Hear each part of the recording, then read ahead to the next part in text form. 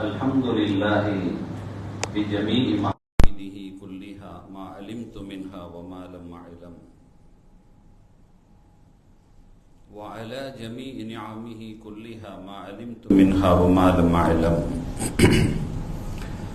عدد خلقه كلهم ما علمت منهم وما لم أعلم في كل وقت وحين الحمد لله الذي تواضع كل شيء لعظمته والحمد لله الذي ذل كل شيء لعزته والحمد لله الذي خضع كل شيء لملكه والحمد لله الذي استسلم كل شيء لقدرته عدد خلقه ورضا نفسه وزنة عرشه ومداد كلماته ودوام ملكه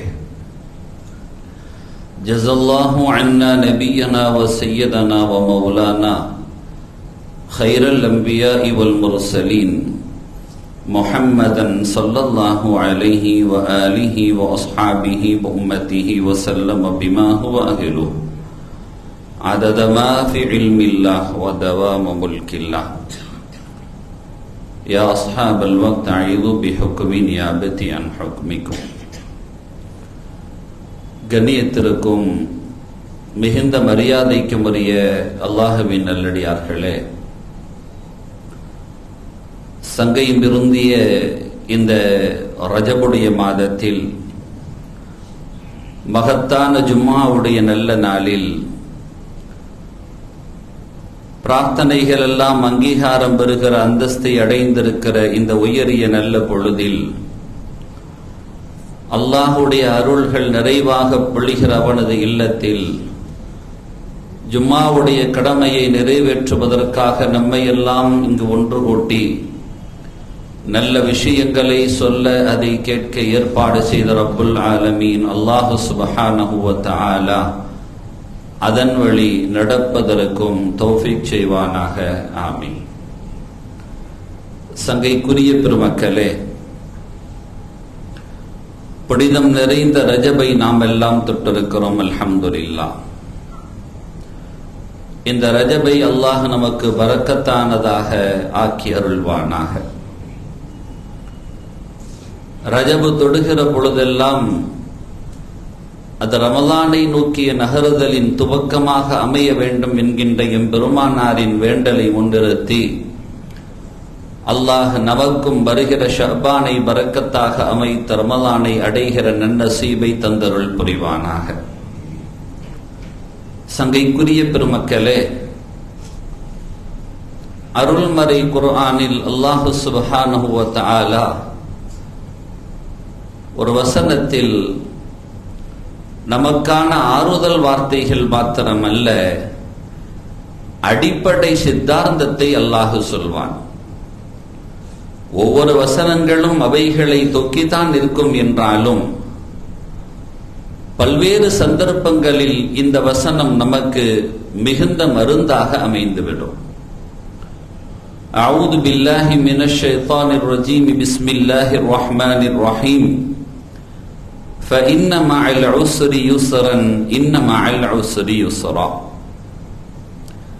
நிச்சயமாக சிரமத்தோடு சுகம் இருக்கிறது, நிச்சயமாக கஷ்டத்தோடு லேசு இருக்கிறது, சங்கடங்களோடு அழகிய ஒரு சக்கீனத் இருக்கிறது என்பதெல்லாம் இந்த வசனம் நமக்கு தருகிற ஆறுதல் வார்த்தைகள்.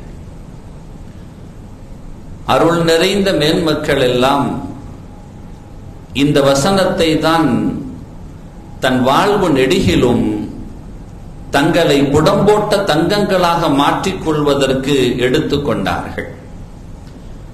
அது தனிப்பட்ட வாழ்விலும் சரி, பொது வாழ்விலும் சரி, இந்த வசனம் நமக்கு முன்னால் என்றென்றும் அதனுடைய காட்சிகளை தந்து கொண்டே இருக்க வேண்டும். அருள் நிறைந்த நேசர் குத்துபுல் அக்தாப் கௌசுல் ஆலம் முஹியுத்தீன் அப்துல் காதிர் அல் ஜீலானி கத்தஸல்லாஹு சிர்ரஹுல் அஸீஸ் அவர்கள் எனக்கு பசியின் கொடுமைகள் தொட்ட பொழுதெல்லாம் நான் இந்த வசனத்தை தான் வாய்ப்பாக பயன்படுத்திக் கொண்டேன் என்பார்கள். ஹலாலான ரிஸ்கை மாத்திரமே உட்கொள்ள வேண்டும், ஹராம்களை தவிர்த்து ஒதுக்கி தள்ள வேண்டும். அது இறை நேசர்களின் அடிப்படை. மக்களுக்கு சாதாரணமானவர்களுக்கு இல்லையா என்றால், சாதாரணமானவர்களும் அப்படித்தான் எடுத்துக்கொள்ள வேண்டும் என்றாலும் ஷைத்தானிய ஊசலாட்டங்கள் சற்று மேலோங்கி நிற்கிற பொழுது அங்கே சில தளர்வுகள் ஏற்பட்டு போய்விடுகிறது. அதில் ஒன்று ஹராம்கள் கலக்கப்பட்டு விடுகிறது. ஆனால் கௌசுல் ஆலம் ரலியல்லாஹு அன்ஹு அவர்கள் ஹலாலை தவிர சுபுகத்தில் கூட கவனம் செலுத்தாதவர்கள். சுபுகத்து என்றால் சந்தேகத்திற்குரியது, அந்த சந்தேகத்திற்குரியதில் கூட கவனம் செலுத்தாதவர்கள். சந்தேகத்திற்குரியது என்று அவர்களினுடைய கணிப்பில் எடுத்துக்கொள்ள வேண்டுமானால் வாய் திறந்து கேட்டல் கூட அவர்களுடைய தரத்திற்கு அது தகுதியற்றதாக போய்விடுகிறது. எனவேதான் பசியின் கோரம் அவர்களை தீண்டிய பொழுது, அது தாண்டவமாடிய பொழுது தங்களுடைய இரு கரங்களையும் அப்படியே வயிற்றின் அருகாமையில் வைத்து அமுக்கிக் கொண்டு அவர்கள் சொல்கிற வார்த்தை فَإِنَّ مَعَ الْعُسْرِ يُسْرًا إِنَّ مَعَ الْعُسْرِ يُسْرًا. நிச்சயமாக கஷ்டத்தோடு லேசி இருக்கிறது, நிச்சயமாக கஷ்டத்தோடு லேசி இருக்கிறது. இந்த வாக்கியம் அல்லாஹ் தொடர்ந்து சொல்கிற வாக்கியமும் கூட. فَإِنَّ مَعَ الْعُسْرِ يُسْرًا முடித்திடாம திரும்பவும் இன்ன மஅல் உஸ்ரி யுஸ்ராங்கறான்.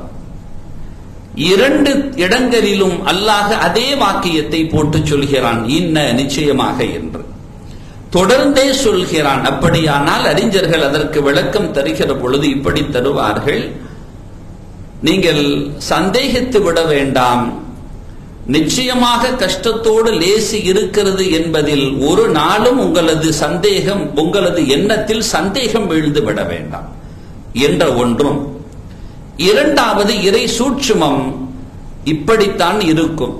கஷ்டம் லேசு, கஷ்டம் லேசு என்று மாறி மாறிதான் வரும். சுகம் ஆரோக்கிய, ஒரு சுகவீனம், சுகம் சுகவீனம் என்று மாறி மாறிதான் நாட்கள் நகரும். அப்படித்தான் சூழல்கள் அமையும் என்பதையும் அவன் சூட்சுமத்தையும் அல்லாஹ் சுட்டி காட்டுகிறான் என்று பெருமக்கள் சொல்வார்கள். இது எல்லா வஸ்துக்கும் பொருந்தும். இப்பொழுது இஸ்லாமிய சமூகம் சந்திக்கக்கூடிய சூழலுக்கும் கூட அவைகள் பொருத்தமாக அமையும். இந்த வசனம் தான் முன்னால் வந்து நிற்க வேண்டும். எந்த ஒரு சந்தர்ப்பத்திலேயும் நாம் நிதானத்தை இழந்து விடக்கூடாது. எந்த ஒரு சூழல்களிலேயும் நமது நிலைகள் புறம்பாக போய்விடக்கூடாது. அது வார்த்தைகளானாலும் சரி, செயல்களானாலும் சரி, நமக்கு அழகான நெறிமுறைகளும் வழிகாட்டுதல்களும் மிகச் சீராகவே இருக்கிறது. அல்லாஹ் நமக்கு அறிவுரைகள் கூறுவான் பல்வேறு வாக்கியங்களில். அதில் ஒன்று ஃபஸ்பிர், நீங்கள் பொறுத்து கொள்ளுங்கள் என்று அல்லாஹ் சொல்வான். எப்படி பொறுத்து கொள்ள வேண்டும்? அல்லாஹ் எந்த ஒன்றை சொன்னாலும் அந்த ஒன்றுக்கான முன்னுதாரணத்தை அவன் முன்னிறுத்தாமல் இருப்பதே கிடையாது. ஏதாவது ஒன்றை அவன் முன்னிறுத்தியே காட்டுவான். ஃபஸ்பிர், நீங்கள் பொறுத்து கொள்ளுங்கள் என்று சொல்லிவிட்டு அந்த எப்படி பொருந்திக் கொள்ள வேண்டும், எப்படி பொறுத்து கொள்ள வேண்டும் என்ற ஒரு உதாரண புருஷர்களை முன்னிறுத்தி அவன் ஓமானப்படுத்துகிற பொழுது கமா சபர, அவங்க பொறுத்த மாதிரி. யாரு? உலுல் அஸ்மி மினர் ருசுலி, ரசூல்மார்கள்ல உறுதிமிக்கவர்களாக இருந்தார்களே அந்த உயர்தர தூதர்கள் பொருந்திக் கொண்டதை போன்று நீங்கள் பொறுமையாக இருக்க வேண்டும் என்று அல்லாஹ் போதனை செய்வான். அவன் முன்னுதாரண புருஷர்களை முன்னிறுத்துகிறான். யார் அந்த உலுல் அஸ்முகள்? நபியனா முஹம்மதுன் ஸல்லல்லாஹு அலைஹி வஸல்லம் அவர்கள் ஒன்று, நபியனா நூஹ் அலைஹிஸ்ஸலாத்து வஸ்ஸலாம் அவர்கள் இரண்டு, நபியனா இப்ராஹிம் அலைஹிஸ்ஸலாம் அவர்கள் மூன்று, நபியனா மூசா அலைஹிஸ்ஸலாம் அவர்கள் நான்கு, நபியினா ஈசா அலைஹிஸ்ஸலாம் அவர்கள் 5. இந்த 5 நபர்களும் உலுல் அஸ்முகள் என்று அடையாளப்படுத்தப்பட்டவர்கள், உறுதிமிக்கவர்கள் என்று அடையாளப்படுத்தப்பட்டவர்கள். இவர்களினுடைய வாழ்க்கைகளை நீங்கள் வாசித்து பார்த்தால் அவ்வளவு உறுதி இவர்களிடத்தில் இருந்திருக்கிறதா என்று புரிந்து கொள்ள முடியும். இல்லை என்றால் அது என்ன உறுதியா, தனியா உறுதியான்னு சொல்லி நமக்கு புரியாது போகும். அந்த வாழ்வு நெடுகிலும் பார்த்தால் புரிந்துவிடும். முஹம்மதுன் ஸல்லல்லாஹு அலைஹி வஸல்லம் அவர்களை தொடாத சிக்கல்களே கிடையாது, சிரமங்களே கிடையாது, அவ்வளவு பிரச்சனைகள். ஒரு கட்டத்தில் முஹம்மதுன் ஸல்லல்லாஹு அலைஹி வஸல்லம் எதையும் சொல்லி காட்டாத ஸல்லல்லாஹு அலைஹி வஸல்லம் இந்த சமுதாயத்திற்கு தான் முன்மாதிரி என்ற அடிப்படையில் அந்த முன்மாதிரியாக இருக்கக்கூடிய நபர் தன்னை முன்னிலைப்படுத்தி, நான் இப்படி நடந்து கொள்கிறேனே, உங்களுக்கு நான் பாடம் இல்லையா, என்னை நீங்கள் ஒரு ஆசானாக எடுத்துக் கொள்ளக் கூடாதா, முன்னுதாரண புருஷராக அமைத்துக் கொள்ளக் கூடாதா என்பதற்காக தன்னை அடையாளப்படுத்தி இப்படி சொன்னார்கள். எந்த நபிக்கும் தொடாத சங்கடங்களை அதனால் நான் தீண்டப்பட்டிருக்கிறேன் என்றார்கள். எந்த நபிக்கும் அவ்வளவு கஷ்டம் கொடுக்கப்படல, எந்த நபி அவ்வளவு சிரமப்படல, அவ்வளவு தூரம் நான் சிரமப்பட்டிருக்கிறேன் என்றார்கள். அந்த பெருமானார் தன்னை இப்படியும் அடையாளப்படுத்துவார்கள். அதனாலதான் நான் அடியார்களிலேயே மிகுந்த நன்றியுள்ள அடியாராக அல்லாஹ்வின் சமூகத்தில் இருக்க ஆசை கொள்கிறேன் என்றார்கள். ஏன்னா அவ்வளவு சிரமத்தை அவன் கொடுக்கிறது அப்படிங்கிறது, அல்லாஹ் தஆலா எனக்கு மென்மேலும் சிறப்புகளையும் தந்திருக்கிறான். நாங்க யாரும் தொட முடியாத சிகரத்தையும் அல்லாஹ் என்னை தொட வைத்தான். அல்லாஹுவை சந்திக்க வைத்தல் என்பது மிஅராஜுடைய நாளில் சாமானியர்களுக்கு நடக்குமாறு அவ்வளவு மிகுந்த மரியாதையை அல்லாஹ் கொடுத்தான். அப்படியெல்லாம் தந்த ரப்புக்கு நான் நன்றியுள்ள அடியான ஆகப்படாதான். நாங்க சிரமங்கள் எவ்வளவு சூழும் என்றால், எவ்வளவு தூரம் உயர்வுகளை ஒருவன் தொட அல்லாஹ் நாடி இருக்கிறானோ அவ்வளவுக்குத்தான் சிரமம் சூழும். இது அடிப்படை, அல்லாஹ்வின் தாரகம் அப்படித்தான் இருக்கும். நான் இவ்வளவு சோதிக்கப்படுகிறேனே என்று கவலை கொள்ளாதீர்கள். அவ்வளவு சோதனைக்கு தகுந்த சாதனையாளராக தாங்கள் இறை சமூகத்தில் மிளிரப் போகிறீர்கள் என்பது நிதர்சன உண்மை. அப்படித்தான். லேசான தூசிகளாக இருந்தால் தட்டிவிட்டால் போய்விடும். சற்று கரை படிந்திருந்தால் அதை தேய்த்துத்தான் கழுக வேண்டும். அதே போன்றுதான் சிலர்களுக்கு பாவக்கரைகள் லேசாக தொடுகிற பொழுது அதை அகற்றுவதற்கு அல்லாஹ் சில சோதனைகளை கொடுப்பான். அதை முற்றிலுமாக நீக்குவதற்காக சில சோதனைகளை அல்லாஹ் கொடுப்பான். இது ஒரு புறம் என்றால், அவன் அந்தஸ்தை உயர்த்துவதற்கு மறுபுறத்தில் அவனுக்கு கிடைக்கிற சோதனைகள் என்று பெருமக்கள் வகைப்படுத்துவார்கள். சரி, அப்ப ஸல்லல்லாஹு அலைஹி வஸல்லம் அவ்வளவு சோதனை ஆட்கொண்டார்கள். அப்பொழுதெல்லாம் அவர்கள் சொன்ன வார்த்தை லா தஹ்சன் இன்னல்லாஹ மஅனா, தன் சகோதரருக்கு சொன்ன வார்த்தையை தான் முன்னிறுத்தினார்கள். அல்லாஹ் நம்மோட இருக்கிறான், என்ன கவலை, என்ன பிரச்சனை, அவன் இருந்து விட்டால் வேறு என்ன வேண்டும் என்பதுதான் யதார்த்தம். அதைத்தான் நாம் எடுத்துக்கொள்ள வேண்டும். நபி நூஹ் அலைஹிஸ்ஸலாம் 900 ஆண்டுகள் சமூக பணியாற்றினார்கள், சீர்திருத்த பணியாற்றினார்கள், ஏகத்துவ பணியாற்றினார்கள். செவ்வையோடு தன்னுடைய நுபுவத்தை அதை சரியாக பயன்படுத்தினார்கள். ஆனால் அவர்களை ஏற்றுக்கொண்டவர்கள் எவ்வளவு நபர்கள்? சொல்வதற்காக எழுந்து நின்றாலே தூக்கி போட்டு விடுவார்கள். சொற்ப நபர்களே மாத்திரம் அவர்களை தான் தழுவி நின்றார்கள். பெரும் வெள்ள பிரளயம் அந்த சமூகத்தை மிகுந்த வாட்டப்படுத்தியது. இதெல்லாம் நமக்கு தெரியும். நபி இப்ராஹிம் அலைஹிஸ்ஸலாம் அவர்கள் நெருப்பு குன்றத்தில் தூக்கி வீசப்பட்டார்கள். மிக ஜுவாலை பொங்குகிற நெருப்பு அது, நெருங்க முடியாத நெருப்பின் ஜுவாலை அது.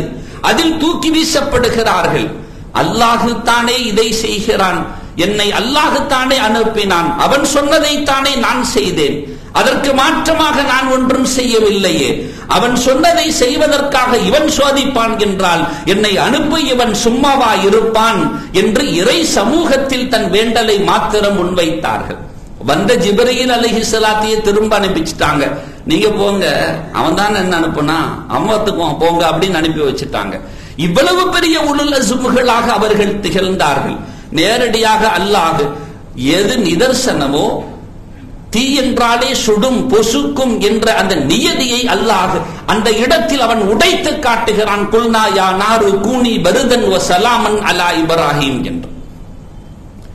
இப்ராஹிம் அவர்களுக்கு அலைஹிஸ்ஸலாத்து வஸ்ஸலாம் நெருப்பே நீ அவர்கள் சுகமாக இருக்கக்கூடிய குளுமையாக மாறிவிடு என்று அல்லாஹ் அதற்கு நேரடியாக உத்தரவை இட்டான் என்பதை இறைமறை நிதர்சனமாக சொல்லி காட்டுகிறது. சங்கைக்குரிய பெருமக்களே, அப்ப சோதனைகள் வருகிற பொழுதெல்லாம் அந்த சோதனைகளை சரியாக சுகமாக மாற்றிக்கொள்வதற்கு அல்லாஹ் நமக்கு தருகிற பாடம் ஒன்று.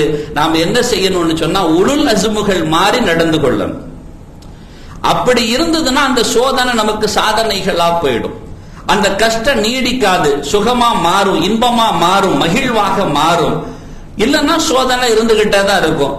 என்னங்க ரொம்ப சிரமப்படுற மாதிரி தெரியுது, ஏதாவது அதற்கான உபாதை செய்தீர்களா, உபாயம் எடுத்துக்கொண்டீர்களா என்று கேட்டா, இல்ல அதெல்லாம் ஒண்ணு இல்ல. தாகம் என்றால் தண்ணீர் குடிக்க வேண்டுமே, பசி என்றால் சாப்பிட வேண்டுமே.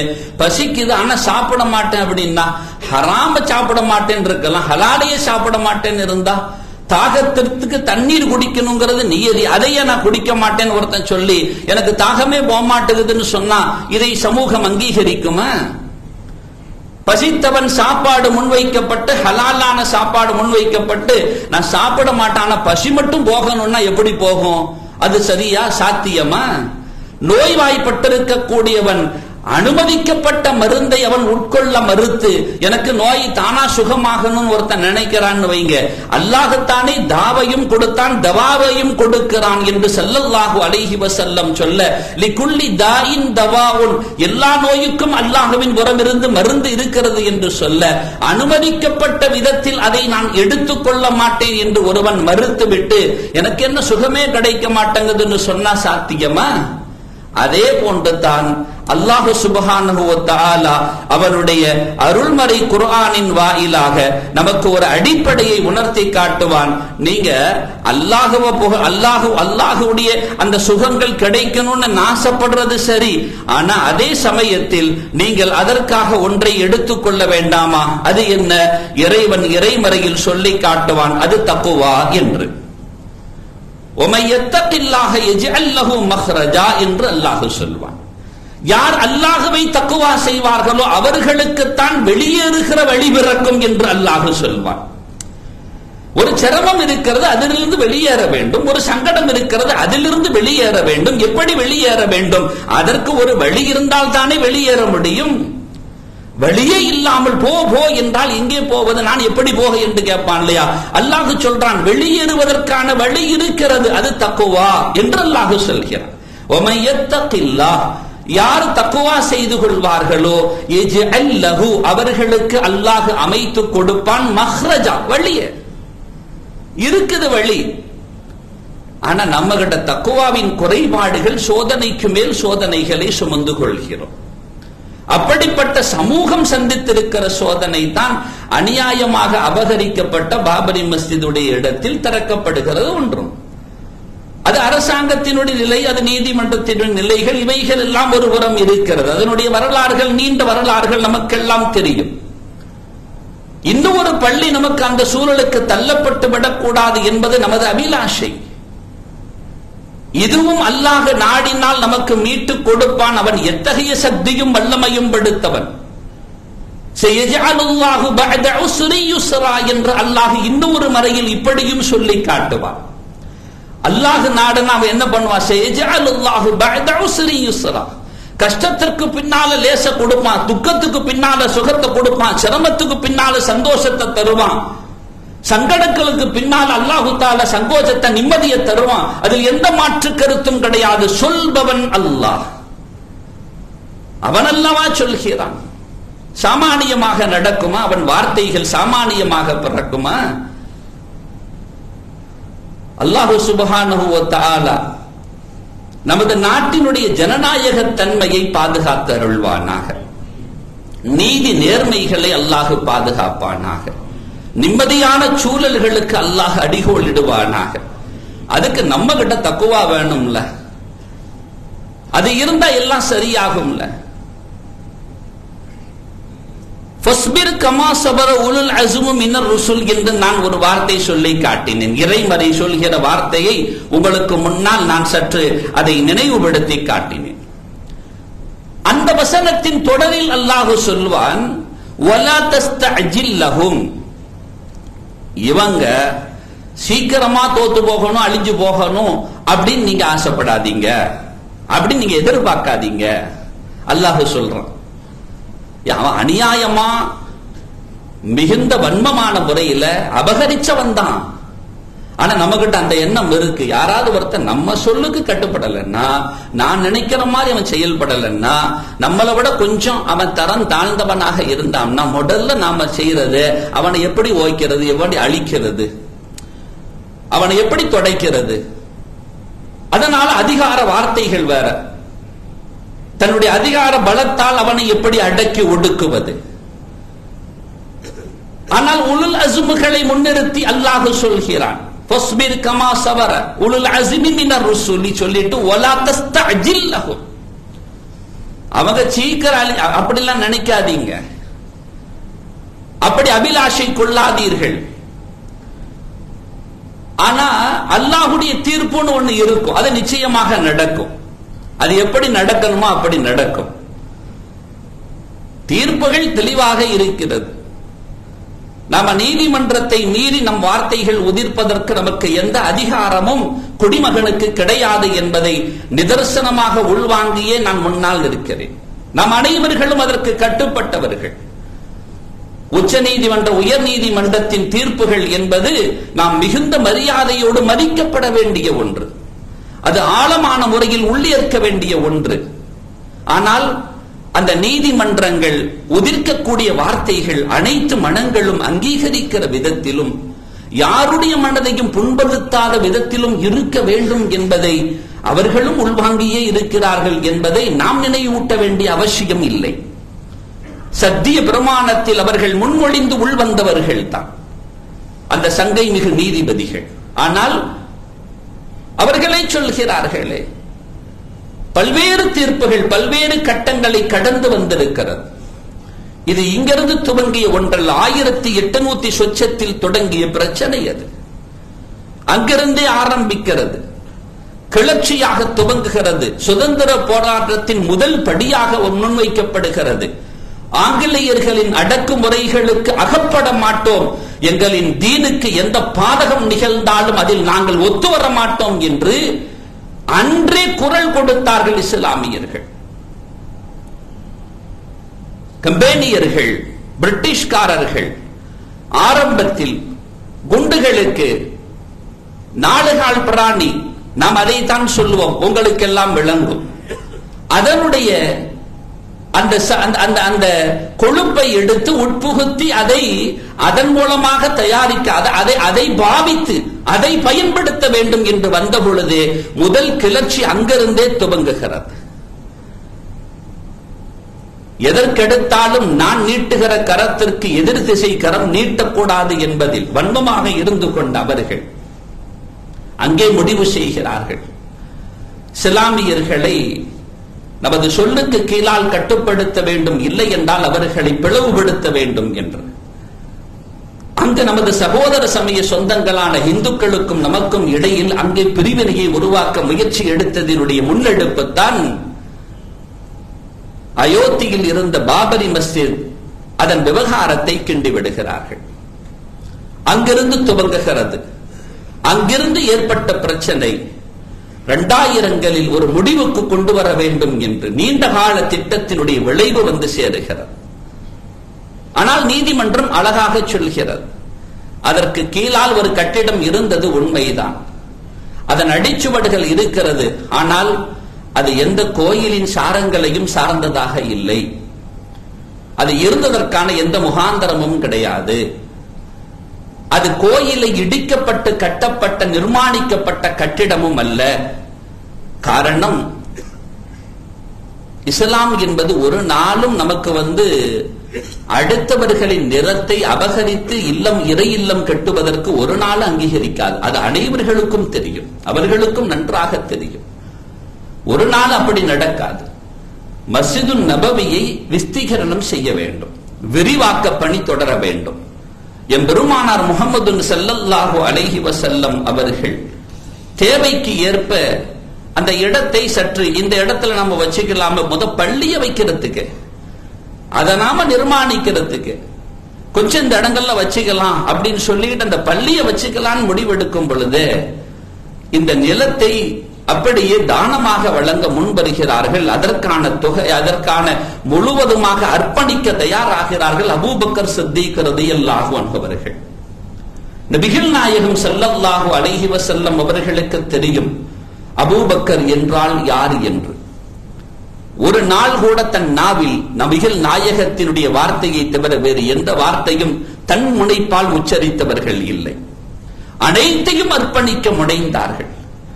ஒரு கட்டத்தில் பெருமானாரிடத்தில் இப்படியே கேட்டார்கள், யா ரசூலல்லாஹ், நீங்கள் உங்கள் பொருள் என் பொருள் என்று வேறுபடுத்தியா பார்க்க போகிறீர்கள் என்றார்கள்.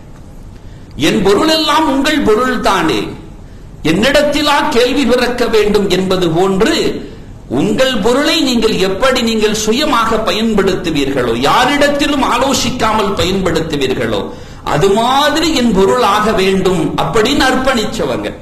இப்படிப்பட்ட அபூபக்கர் ரலியல்லாஹு அன்ஹு அவர்கள் அதை கொடுக்க முன்வருகிற பொழுது நபிகள் நாயகம் ஸல்லல்லாஹு அலைஹி வஸல்லம், அபூபக்கரே, இதற்கான கிரயத்தை நீங்கள் பெற்றுக்கொள்ள வேண்டும் என்கிறார்கள். இல்லை நாயகமே, அல்லாஹ்விற்காக வல்லவா நான் வழங்குகிறேன், நான் எப்படி பெற்றுக்கொள்வது? ஒரு நாளும் அதை நான் அனுமதிக்க மாட்டேன், எடுத்துக்கொள்ள வேண்டும், இது என் அன்பான வேண்டுகோள் என்று முன்வைக்கிறார்கள். சரித்திர நாயகர் ஸல்லல்லாஹு அலைஹி வஸல்லம் அவர்கள் இந்த உலகத்தின் அழிவு வரைக்கும் வழிகாட்டியாக தன்னை முன்னிறுத்த வேண்டுமே, ஒரு இறை இல்லம் அமைய வேண்டுமானால் எப்படி இருக்க வேண்டும் என்பதற்கான ஒரு அடிகோளையும் அவர்கள் தானே சொல்ல வேண்டும். பெருமானார் சொன்னார்கள், இல்லை இல்லை, நாளை யாரும் இதை உரிமை கொண்டாடிவிடக் கூடாது. அல்லாஹ்விற்காக உள்ள இடத்தில் அவனுக்காக மாத்திரமே நிர்ணயம் செய்யப்பட வேண்டும், நிர்மாணிக்கப்பட வேண்டும். எனவே நீங்கள் சிறு தொகையேனும் பெற்றுக்கொண்டுதான் ஆக வேண்டும் என்றார்கள். அப்படித்தான் அதை பெற்றுக் கொள்ளப்பட்டது. சஹாபிகள் அந்த வழிமுறைகளை தான் கடைபிடித்தார்கள். எனவே தான் இப்பொழுது ஒரு இறை இல்லம் இருக்கிறது என்றால் அந்த இறை இல்லம் நமது இல்லத்தை போன்ற சாமானிய சட்டத்திற்குள்ளால் வராது. யார் பலர்கள் சேர்ந்து கட்டினாலும் சரி அல்லது ஒருவரே கட்டினாலும் சரி, ஒரு இறை இல்லமாக ஆக வேண்டுமானால் அறிஞர்கள் ஒருபடி மேலே போய் இப்படி கூட சொல்வார்கள். தக்வாவின் அறிஞர்கள், 4 மதுஹபின் இமாம்கள் அறிஞர்களை அனைவர்களும் அங்கீகரித்திருக்கிறார்கள். அப்படிப்பட்ட அந்த அறிஞர்கள் முன்வைப்பார்கள், ஒரு ஜும்ஆ தொழுகை நடத்தப்பட வேண்டுமானால் இமாமுல் ஆலம் அபூ ஹனீஃபா ரஹிமஹுல்லாஹ் முன்வைப்பார்கள், ஒரு ஜும்ஆ தொழுகை ஒரு இடத்தில் நடத்தப்படுவேனானால் அது வக்ஃப் செய்யப்பட்டதாக இருக்க வேண்டும். அப்படியானால் அனைவர்களும் அதற்குள்ளால் வருவதற்கான அங்கீகாரத்தை முழுமையாக வழங்கப்பட்டதாக இருக்க வேண்டும். வக்ஃப் செய்யப்படாத இடத்துல ஜும்ஆ தொழுகை நடத்தப்படாதும்பாங்க. வக்ஃப் செய்யப்பட்டிருக்க வேண்டும். இது அல்லாஹ்விற்காக முடிந்து விட்டது, யாரும் அதில் உரிமை கொண்டாட முடியாது. அல்லாஹ்விற்காக என்று வருகிற பொழுது ஹலாலான காசுகளை மாத்திரமே முன்வைக்க வேண்டும். அப்படியெல்லாம் பார்த்தல்லவா ஒரு இறை இல்லம் நிர்மாணிக்கப்படும். ஜுஐலத்திலியல் அர்து மசாஜிதா என்று நபிகள் நாயகம் ஸல்லல்லாஹு அலைஹி வஸல்லம் அவர்கள் அல்லாஹ் தனக்கு தந்திருக்கிற மகோன்னத சிறப்பை குறித்து முன்வைக்கிற பொழுது, எனக்கு இந்த பூமி முழுவதும் சுஜூது செய்கிற இடமாக பரிசுத்தமாக்கப்பட்டிருக்கிறது என்று ஸல்லல்லாஹு அலைஹி வஸல்லம் சொல்கிறார்கள். இந்த பூமி முழுவதும் எந்த இடத்திலும் தொழுகை நடத்த இந்த ஷரியத் அனுமதித்திருக்கிற பொழுது ஒரு கோயிலை இடித்துத்தான் அந்த இடத்தில் தொழுகை நடத்த வேண்டுமா? இது இஸ்லாமியர்களுக்கு என்ன, அது என்ன அவர்களுக்கு வேறு வழி இல்லையா? இல்லை, அது அப்படி நடத்தவே மாட்டார்கள் ஒரு நாளும். இல்லை என்றால் பக்கத்தில் நடத்திக் கொள்வார்கள். இன்று நாம் பொறுமை காத்திருக்கிறோம். இவ்வளவு தூரம் இந்திய திருநாட்டில் இருக்கக்கூடிய இஸ்லாமிய சமூகம் அந்த இடத்தில் பள்ளி அகற்றப்பட்டு வேறு ஒரு இடத்தில் அரசாங்கமே கட்டிக் கொடுக்கிறது, பிரம்மாண்டமாக கட்டிக் கொடுக்கிறது என்று வைத்துக் கொண்டு கட்டுகிறது. யாராவது இது கொஞ்சம் அப்படி மாற்றி யோசிக்கக்கூடிய சூழல், ஒரு மாற்று சிந்தனையோடு அப்படி ஒன்று நடந்திருந்தால், ஒரு கோயில் இப்பொழுது கண்காண இடிக்கப்பட்டு அந்த இடத்தில் பிரம்மாண்டமான ஒரு பள்ளி கட்டப்பட்டு கோயில் வேறு ஒரு இடத்தில் கட்டப்படும் என்று முடிவு செய்யப்பட்டிருக்குமேயானால் என்ன நடந்திருக்கும்? இந்த இந்திய திருநாட்டின் நிலை என்ன ஆகியிருக்கும்? யார் வன்மமானவர்கள், யார் வக்கரமானவர்கள், யார் இரத்த வரி பிடித்தவர்கள்? இவ்வளவு அமைதி காக்கக்கூடியவர்களை பார்த்து இன்னும் இரத்த வரி பிடித்தவர்கள் என்று யாரு சொல்ல முடியும்? அன்று கொடுத்த அந்த பெஞ்ச், அந்த நீதிபதி பெஞ்ச் இப்படியே தீர்ப்பு கொடுத்தது, சூழலை கருத்தில் கொண்டு முடிவு செய்யப்படுகிறது என்று. அந்த சூழல் என்ன? அவர்கள் தெளிவுபடுத்த முடியாத சூழல் என்ன? பாதுகாப்பின் நிலைகள் கேள்விக்குறியாகி போய்விடும். வெறும் 10 நபர்கள் கொல்லப்பட்டதற்கு பிணம் மிதக்கிறது என்று பிரச்சாரம் செய்து அந்த கோயிலை, அந்த மசூதியை இடிக்க முன்னெடுத்தார்களே, முன்வந்தார்களே, அவர்களால் நாட்டினுடைய சகஜ நிலை பாதித்துவிடக் கூடாது என்பதால் என்று நீதிமன்றம் தீர்ப்பளிக்கிறது. இன்று நாமும் இருக்கிறோம். அல்லாஹு சுப்ஹானஹு வ தஆலா இனி ஒரு பள்ளிகள் இந்த பூமியில் காவு கொள்ளப்படாமல் பாதுகாப்பானாக. அவன் பொறுப்பில் நாம் விடுகிறோம். ஆனால் நம்மிடத்தில் தக்குவா அவசியம். என் சகோதர சமய சொந்தங்கள் அவர்கள் ஏதோ ஒரு நிர்பந்தத்தில் சில இதில் அகப்பட்டிருக்கிறார்களே தவிர நம்மோடு புழங்கியவர்கள் கூட இன்று நம்மை வேற்று பிள்ளைகளாக பார்க்கிற சூழல் உருவாகி இருக்கக்கூடிய நிலைக்கு நமது தக்குவாவின்மைதான் காரணம் என்பதை தயவு செய்து நாம் புரிந்து கொள்வோம். அதை விடுத்து நாம் பிறர்களை பார்த்து குறை சொல்லி திரிந்து கொண்டே இருந்தால் குறை சொல்லிக் கொண்டே இருக்க வேண்டியதுதான். அன்று ஒருவர் சொல்கிறார், எல்லாம் முடிந்து விட்டது, நான் முன்பணமும் கொடுத்து விட்டேன். ஒரு வீட்டை இது வாடகைக்கு எடுப்பதற்கு முன்பணமும் கொடுத்து விட்டேன். முன்பணம் கொடுத்த பின்பு பின்வாங்கப்படுகிறது ஒரே ஒரு வார்த்தையால், பாய்க்கு கொடுக்கிறது இல்லை என்று, பாய்மார்களுக்கு கொடுப்பதில்லை என்று. இது தனியாக தங்கக்கூடிய விடுதிகள் முதற்கொண்டு வாடகைக்கு எடுக்கக்கூடிய ஒரு உயர்தர விடுதிகள் வரைக்கும் இதுதான் இப்பொழுது வியாபித்திருக்கக்கூடிய ஒன்று வியாதியாக இருக்கிறது. ஏன் அப்படி போய்விட்டது நமது நிலைகள்? யாரை பார்த்து நாம் கடைசி வரைக்கும் குறை சொல்லிக் கொண்டிருக்க போகிறோம்? நம்மை நாம் சீர்படுத்திக் கொண்டோமா? நம்மை நாம் திருத்திக் கொண்டோமா? நம்மை நாம் சாதகப்படுத்திக் கொண்டோமா? இறை சமூகத்தில் லா தஹ்சன் இன்னல்லாஹ மஅனா என்று சங்கடம் சூழ்ந்த நேரத்தில், கடைசி நொடி தொட்ட நேரத்தில் தன் கண்மணியான ஸல்லல்லாஹு அலைஹி வஸல்லம் தன் சகோதர தோழருக்கு சொன்னார்களே, அபூபக்கர் அவர்களே, பயப்படாதீங்க. ஏன் பயப்படுறீங்க? அல்லாஹ் அல்லவா நம்மோட இருக்கிறான் என்று நமது நாவுகள் சொல்கிற தரத்தை பெற்றிருக்கிறதா? நாம் சம்பாதிக்கிற சம்பாத்தியம், நாம் வாழுகிற வாழ்வு, நாம் வணங்குகிற வணக்கம், நாம் கொள்ளுகிற உறவுகள் எல்லாம் இந்த வார்த்தை சொல்வதற்கான அருகதையை பெற்றிருக்கிறதா?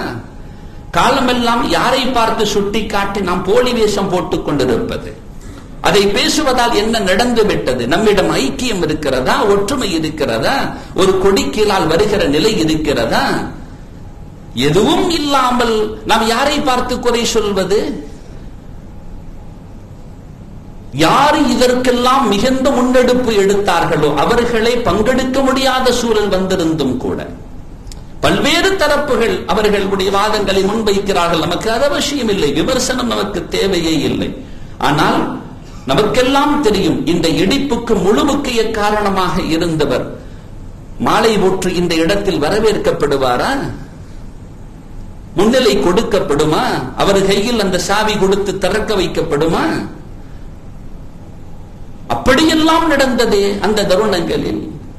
சரி, அப்படிப்பட்ட நபர் அதே இடத்தில், அவர் அதே இடங்களிலேயே அவருடைய மரியாதை குறைக்கப்படுகிறது. லேசு மாசாக 2 பேரும் பேசி ஏதாச்சும் விவகாரம் ஒத்துக்கலன்னா புது கட்சியை தொடங்கிட்டு போறான்னு நம்மாலு. அவர் ஏதாவது கொடி பிடிச்சிட்டு வந்தாரா? கொடி தூக்குனாரா? தனி இயக்கம் கண்டாரா? வர முடிஞ்சதா? யாரை பார்த்து குறை சொல்கிறோம் நாம்? அவர்களிடத்திலும் நாம் பயில வேண்டிய பாடம் ஏராளம் இருக்கிறது. அவர்களிடம் நாம் பின்பற்ற வேண்டிய கொள்கை ஏராளம் இருக்கிறது. இந்த வார்த்தை கொஞ்சம் கூடுதல் அதிக பிரசங்கி வார்த்தை தான். அவர்களிடத்திலும் பாடம் இருக்கிறது என்று சொல்வது அதிக பிரசங்கி வார்த்தை தான். எதை வைத்து நான் சொல்கிறேன் தெரியுமா? எம் பெருமானாரிடத்தில் பாடம் இருக்கிறது என்பதை நாம் தவறவிட்டதால் அவரிடத்திலும் பாடம் இருக்கிறது என்று சொல்ல வேண்டிய நிர்பந்தத்திற்கு வந்திருக்கிறோம். நபிகள் நாயகத்தை நாம் விட்டு விலகியதால், பெருமானாரை முன்மாதிரியாக கொள்ளாததால், வலவுகான அபதன் ஹபஷியா, ஒரு கருப்பு நீக்ரோ அடிமை உங்களுக்கு தலைமை வகித்தாலும் அவருக்கு கீழால் நீங்கள் அடிபணிந்து நடக்க வேண்டும் என்று சொன்ன எம் பெருமானாரின் கூற்றுக்கு நாம் கொஞ்சம் செவி சாய்க்காததால், தலை சாய்க்காததால் ஏற்பட்டதின் விளைவது. இதை ஏற்றுக்கொள்ள முடியாதா? இதை நாம் மறுக்க முடியுமா? சொல்லுங்கள். சங்கைக்குரிய பெருமக்களே, அல்லாஹ்வின் நல்லடியார்களே, நமக்கெல்லாம் சங்கடம் தான்.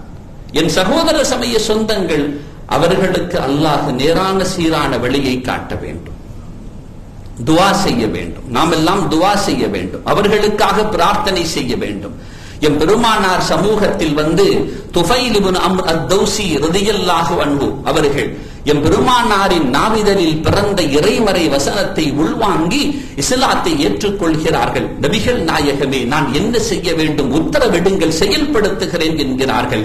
உங்கள் குழுவிடத்தில் சென்று ஏகத்துவத்தை எடுத்தோதுங்கள் என்று சொல்கிறார்கள் பெருமானார். நபிகள் பெருமானார் ஸல்லல்லாஹு அலைஹி வஸல்லம் அவர்களிடம் இந்த வார்த்தையை பெற்றுக்கொண்டு அழகான சந்தோஷத்தோடு, என் கூட்டம் நான் சொன்னால் அங்கீகரிக்கும், இதுவரை அப்படித்தான் நடந்திருக்கிறது என்று ஓடுகிறார்கள். ஓடியவர் தன் சமூகத்தை எப்படியெல்லாமோ சீரான வழிக்கு திசை திருப்ப முயற்சி செய்கிறார். ஆனால் அந்த கூட்டம் அது மறுத்துவிட்டது என்று ஹதீஸில் பதியப்படும். மறுத்துவிட்டது. என் பெருமானாரிடத்தில் மன சங்கடப்பட்டவர்களாக வந்து சொன்னார்கள், யா ரசூலல்லாஹ், என் தௌசு கோத்திரத்திற்கு பாதகமாக நீங்கள் பிரார்த்தனை செய்ய வேண்டும். என் நம்பிக்கைக்கு துரோகம் இழைத்து விட்டார்கள். அவர்கள் ஏற்றுக்கொள்ள மறுத்து விட்டார்கள், என்னை புறந்தள்ளி விட்டார்கள். அவர்களுக்கு பாதகமாக நீங்க பிரார்த்தனை செய்யணும்னு கேட்கக்குள்ள என் கண்மணியான ஸல்லல்லாஹு அலைஹி வஸல்லம் இந்த உம்மத்திற்கு ஒரு வழிகாட்டியாக இரு கரங்களையும் உயர்த்துகிறார்கள். அல்லாஹு மஹ்தி தௌசா, யா அல்லாஹ் அந்த தௌசு கோத்திரத்தாருக்கு நேர் வழிகாட்டுன்னு கேட்டாங்க ஸல்லல்லாஹு அலைஹி வஸல்லம். தௌசு கோத்திரத்தின் முகாந்திர தலைவர் முன்வந்து சொல்கிறார், அவர்களுக்கு கேடாக துவா செய்யுங்கள்னு.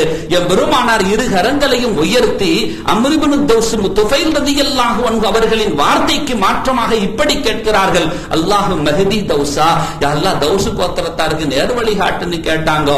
அந்த கேட்ட பிரார்த்தனையின் பிரதிபலன் தான் இன்று ஹதீசுகளை திறந்து பார்த்தால் அதிகமான பெயர்கள் எந்த ராவியாக வந்து சஹாபியின் பெயராக வந்து விழுமோ அந்த அபூ ஹுரைரா ரலியல்லாஹு அன்ஹு அவர்கள் எம் பெருமானாரின் இந்த ஹிதாயத்தில் பிறந்தவர்கள் என்பதை இந்த சமூகம் உணர்ந்து கொள்ள வேண்டும். அது மாதிரி இப்போ நிறைய பேர் அல்லாஹ் தஆலா பிறக்க வைப்பான். இதற்கு பின்னால் அல்லாஹ் தஆலா அத்தனை நபர்களை பிறக்க வைப்பான். ஒரே வார்த்தையோடு நான் நிறைவுபடுத்துகிறேன். டெல்லியில் மிக பிரபல்யமான ஒரு பெருமகனார் ஷாஹு வலியுல்லா முஹத்திஸ் தஹ்லவி என்ற பெருமகனார். அந்த பெருமகனார் சொல்றாங்க, நான் உறுதியா சொல்றேன், எப்பொழுதெல்லாம் அநியாயங்கள் சீர்தூக்கப்படுமோ தலை தூக்குமோ, இதுதான் வரலாற்றின் உண்மையை அவர்கள் முன்னிறுத்துகிறார்கள். துருக்கி ஆதிக்க சக்திக்கு பின்னால் தான் அது இஸ்லாமிய ஆளுகையை பெற்றது. அது மாதிரி சொல்றேன், இந்தியாவிலையும் ஒரு காலம் அப்படி வரும். இந்தியாவின் மீது உண்மை பெற்றுக் கொண்ட தேசபக்தர் சொல்கிறார்கள், ஷாஹு வலியுல்லா முஹத்திஸ் தஹ்லவி அவங்க சொல்றாங்க, நான் உண்மையா சொல்றேன், இந்தியாவிலையும் எப்பொழுது இஸ்லாத்திற்கு எதிரான ஆளுமை சக்திகள் மேலோங்கி இஸ்லாத்தை அடிமைப்படுத்த நினைக்குமோ அப்பொழுதெல்லாம் கிளர்த்தெழக்கூடியதாக இஸ்லாம் வியாபித்து வளர்ந்து வரும். இது நான் சொல்கிற உண்மை என்றார்கள். அந்த சங்கைக்குரிய பெருமகனாரின் வார்த்தையை அல்லாஹ் உண்மைப்படுத்தி தருவானாக.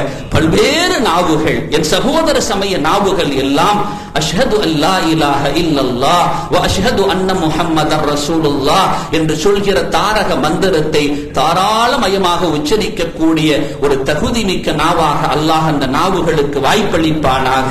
நமது இந்திய தேசம் இஸ்லாத்தை உள்வாங்கிக் கொண்ட தேசமாக அமைவதற்கு அல்லாஹ் தௌஃபீக் செய்வானாக. அதற்கு நாம் எடுப்பது ஆயுதம் அல்ல, நமது தக்குவா என்கின்ற அழகு மிகுந்த சாதனம். அல்லாஹ் அதன் மூலமாக மாற்றி காட்டுவான். அல்லாஹ் நம் அனைவர்களையும் இனி தொடரும் காலத்தில் நிம்மதி சூழுகிற நன்னாட்டுக்குரியவர்களாக ஆக்கி அருள்வானாக. செய்வானாக.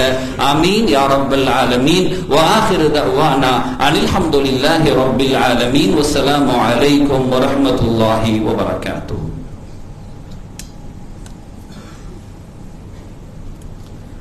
சங்கைக்குரிய பெருமக்களே, நாம் ஏற்கனவே போன வாரம் அறிவிப்பு செய்திருந்தோம். பள்ளியினுடைய அந்த வலதுபுறத்தில் இருக்கக்கூடிய அந்த பகுதி பழுது மிக அதிகமாக இருக்கிறது. அதை தட்டிவிட வேண்டிய ஒரு நிர்பந்த சூழலுக்கு தள்ளப்பட்டிருக்கிறார்கள் நிர்வாகிகள். அதற்கு உங்களுடைய மேலான ஒத்துழைப்பை அவர்கள் நாடி இருக்கிறார்கள். சிலர்கள் மனமுவந்து தங்கள் பெயர்களை உச்சரிக்க வேண்டாம் என்று சிலர்கள் மனமுவந்து அவர்களுடைய கொடைகளை தந்திருக்கிறார்கள். நான் ஏற்கனவே சொன்னதை போன்று உங்கள் ஒவ்வொருவர்களின் பங்களிப்பும் சிறியதோ பெரியதோ அதில் இருக்க வேண்டும் என்பதை உங்களுடைய மேலான சிந்தனைக்கு நான் தருகிறேன். அல்லாஹ் நமது பொருளாதாரத்தை நல்வழியில் செலவுபடுத்த அருள் செய்வானாக. அஸ்ஸலாமு அலைக்கும் வரஹ்மத்துல்லாஹி வபரகாத்துஹு.